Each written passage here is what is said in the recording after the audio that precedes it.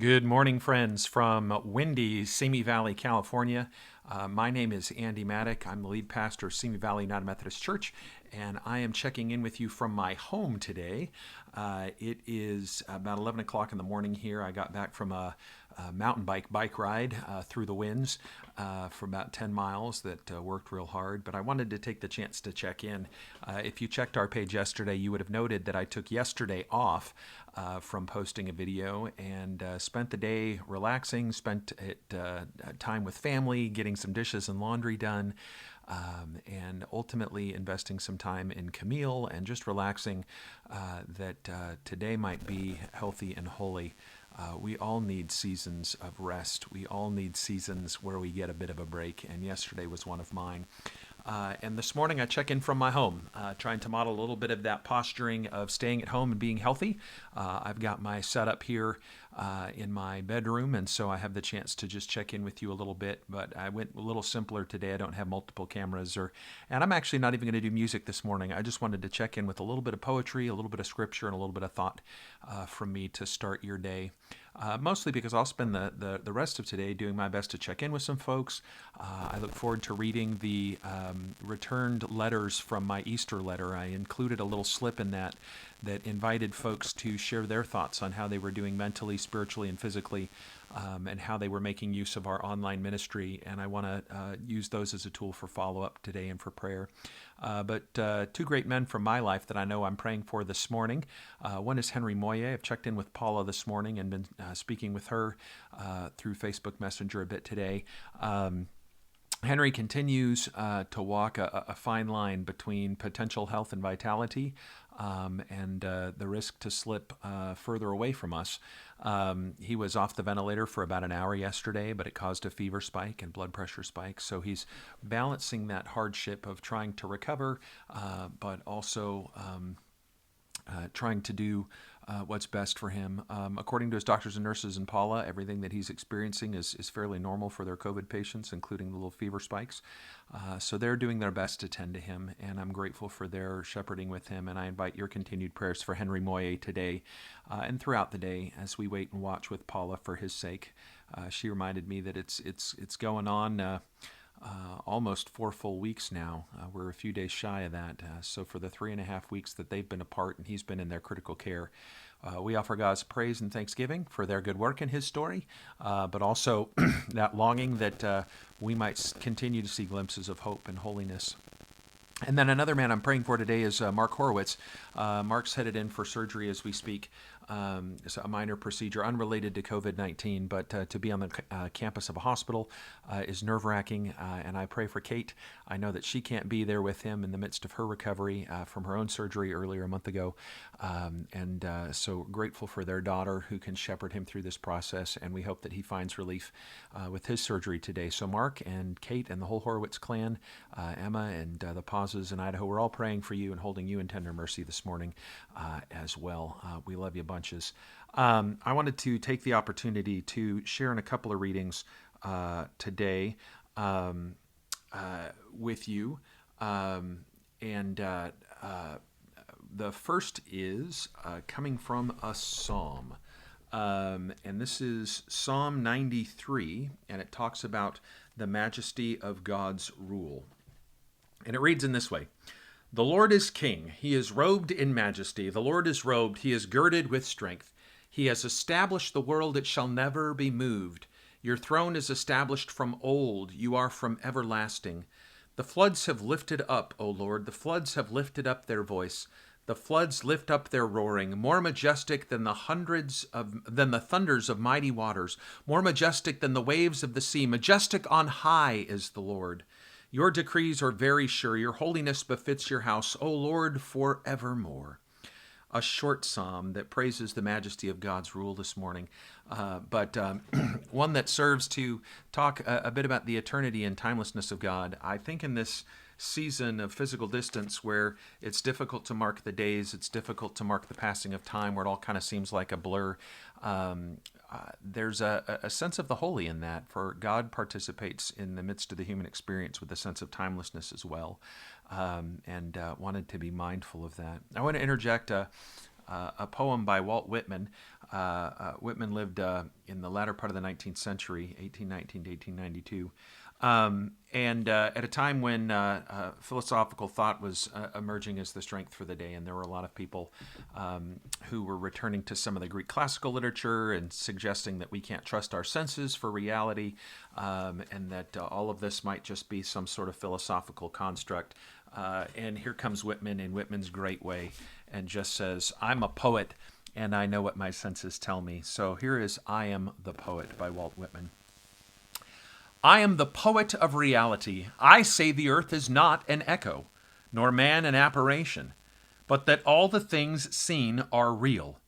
The witness and albic dawn of things equally real. I have split the earth and the hard coal and the rocks and the solid bed of the sea, and went down to reconnoiter there for the long time, and bring back a report, and I understand that those are positive and dense every one, and that what they seem to the child they are, and that the world is not joke, nor any part of it a sham. I love the idea that he kind of ties into this creative sense of the earth's bedrock, but then takes it back to a sense of childlike wonder, that what a kid sees is as real as I do. The earth is not a joke. It's not a sham. We can trust in our experiences. We can long for new ones too. But we can trust in the groundedness of this time. I hope you're finding ways to feel grounded even in this season of physical distancing. A reading from the Gospels and then a Jewish poet to kind of close out our time. I'm intrigued by, and we'll probably share for the next couple of days, some of the other resurrection stories of Jesus that we won't use this next week. We're going to tell the Doubting Thomas story on Sunday. And so I'm just kind of wandering through some of the other ways that the Gospels tell the resurrection story of Jesus. So this is from the end of Mark, the first 8 verses of the 16th chapter, what are called the shorter ending of Mark, that ultimately this is where Mark originally ended his story with kind of a bizarre resurrection experience. Let's listen to this. When the Sabbath was over, Mary Magdalene and Mary the mother of James and Salome brought spices, so that they might go and anoint Jesus. And very early on the first day of the week, when the sun had risen, they went to the tomb. They had been saying to one another, "Who will roll away the stone for us from the entrance to the tomb?" And when they looked up, they saw that the stone, which was very large, had already been rolled back. As they entered the tomb, they saw a young man dressed in a white robe, sitting on the right side, and they were alarmed. But he said to them, "Do not be alarmed. You were looking for Jesus of Nazareth, who was crucified. He has been raised. He is not here. Look, there is the place they laid him. But go tell his disciples and Peter that he is going ahead of you to Galilee. There you will see him just as he told you." So they went out and fled from the tomb, for terror and amazement had seized them, and they said nothing to anyone, for they were afraid. Such a fascinating passage. A lot of folks are immediately drawn to the idea that they didn't say anything to anyone because they were terrified. Greg Riley, my professor of New Testament at Claremont School of Theology, talks about the idea that when the angel says to them, "Go and tell the disciples and Peter that he's going ahead of you to Galilee, and there you will see him just as he told you," that's an invitation, that the early church would have seen that as a clue to flip back to the very beginning of Mark and the call stories of Peter on the Sea of Galilee, and use that as a means to say everything you need to do to see the resurrected Christ is present in the story of the lived Christ, and so go back and start again. He's also got some great insights as to who this young man in the white robe would be, and we can talk about that some other time. It's an involved Bible study. But what I'm interested in this particular resurrection story is the idea that for these women, there is an intersection of time in this experience, that they have present expectations. They go to the tomb wondering who will roll the stone away from them. At the same time, they have a whole wealth of a history of experiences that would suggest to them what they would find, that they'd get there and the stone would be there. If it could be rolled away, that they would go in and anoint the body, that they came prepared to do that based on their past experience. And then when they get to the present reality of the tomb, they show up and the stone's already rolled away, and so already the present has interrupted their past expectations. And when that happens, they go inside, I think, expecting to tend to the body. that they believe that someone had anticipated their arrival, and so they go in expecting to see Jesus laying there, encased in some funerary shrouds, and ready to be anointed in his passing. And yet what they find is an empty tomb. What they see first is a young man dressed in a white robe, sitting to the right side, and they were alarmed. And that fear impulse often happens when our history of experience, our expectation of the way things ought to be in a normal way, are interrupted in the present. And when our present doesn't look like what we expected it to be. I think of the times where maybe a spouse has reached over and expected to touch the place where your beloved is sleeping and to find an empty bed. And you almost kind of wonder where they are. And maybe they're in the bathroom or making breakfast or on a bike ride, Camille. These things happen. That anxiety of what I expect to be true is not in the moment. And so I am startled by it. It is that experience of a parent reaching down, expecting to take the hand of their child in the crowd and just reaching and grabbing because the child has wandered to look at something else. There is a moment of startle and surprise. And so in going in their normal expectations from what they had known to be true, they find this young man there. And they're struck by it, and they're afraid because what they had expected to be true is not. And he honors that alarm. Do not be afraid, he says to them. You are looking for Jesus of Nazareth who had been crucified. He names the expectations of the past, but he has been raised. He is not here. And he goes ahead in that story to reach into their past as well. Go and tell the disciples to meet him in Galilee, just as he told them to. And so there is in this moment an intersection of the past, the present, the surprising present, and to see in the now what might be possible in the future. That they look out and they see the folded up grave clothes, and you can look to see that he's not here, and you can look ahead with expectation to the future. My hope is, friends, is that, looking at our present experience at our normal is not something as it does for the women that fills you with terror and fear. I hope you're not afraid. I hope you have some confidence that our stay-at-home efforts are bending the curve. Every time we look at the statistics from Ventura County, that's clear that we are doing our part, and I'm grateful for your work in that regard. It may still yet take a long while, and for all the debates about who gets to say when that's at an end, forget all that noise.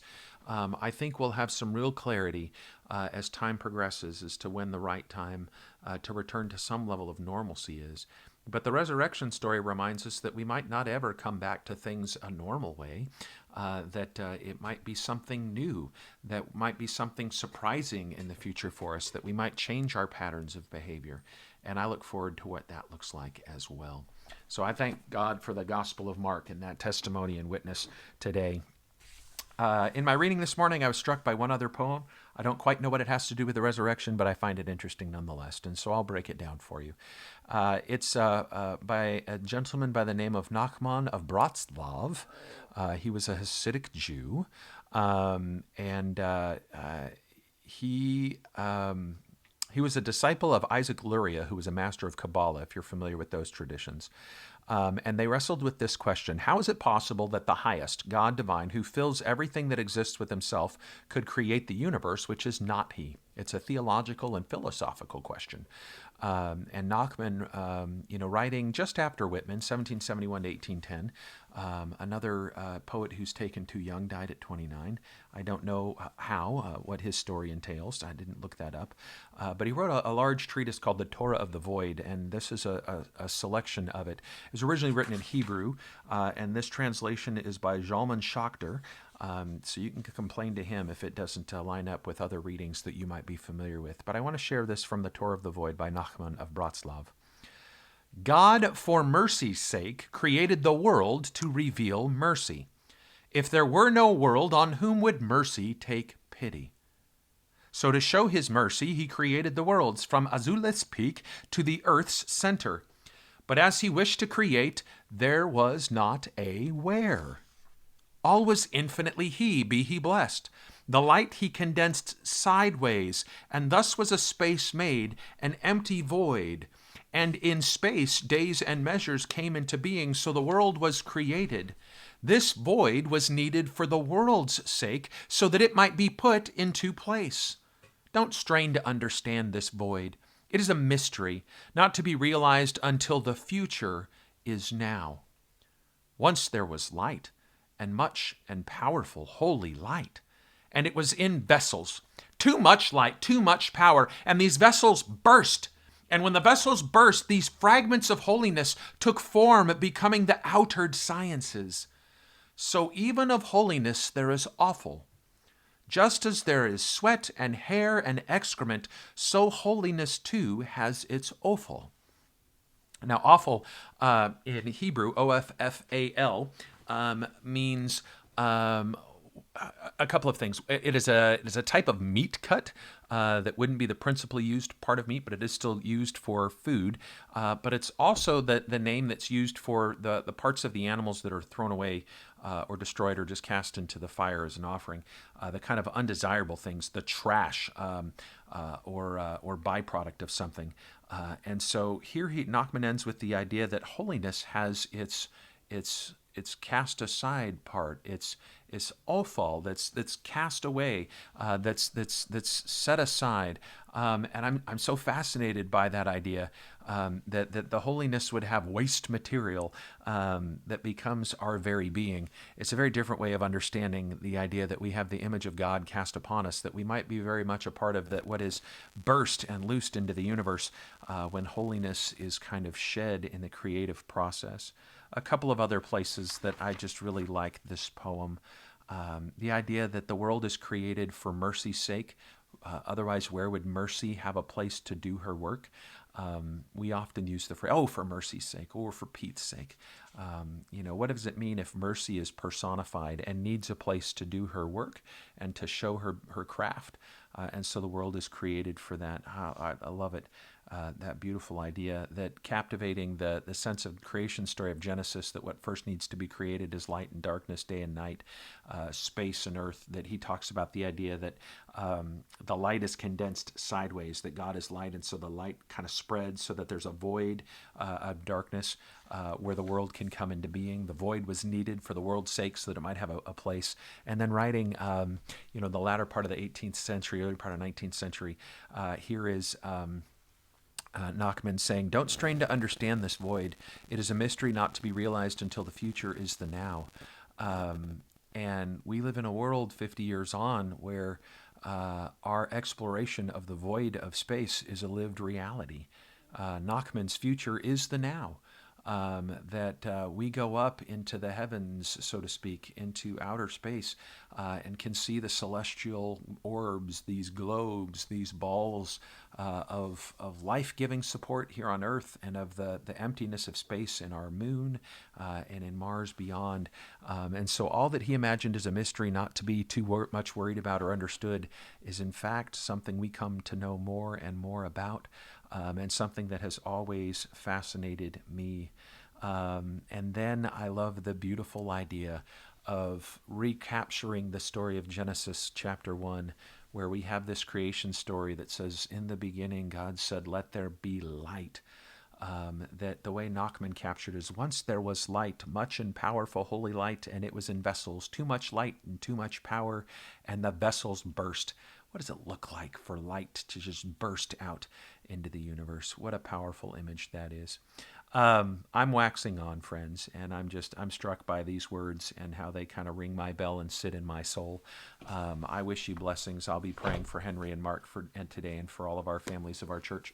I wish you God's abundance and God's blessings. Remember to practice good hygiene and to stay hydrated on this day and always, and eat well and take good care of yourself and others. God bless you.